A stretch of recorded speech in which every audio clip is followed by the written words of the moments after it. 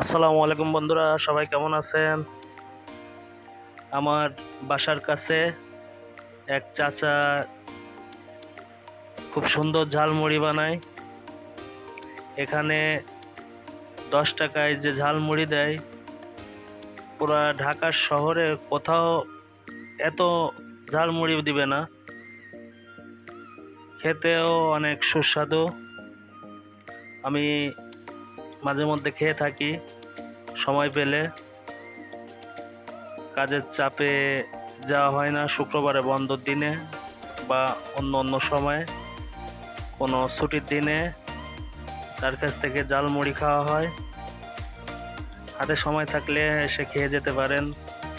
সাভারের আশুলিয়ায় দেখুন কি সুন্দর ঝালমুড়ি। চাচার ঝালমুড়ি সেই স্বাদ খেতে।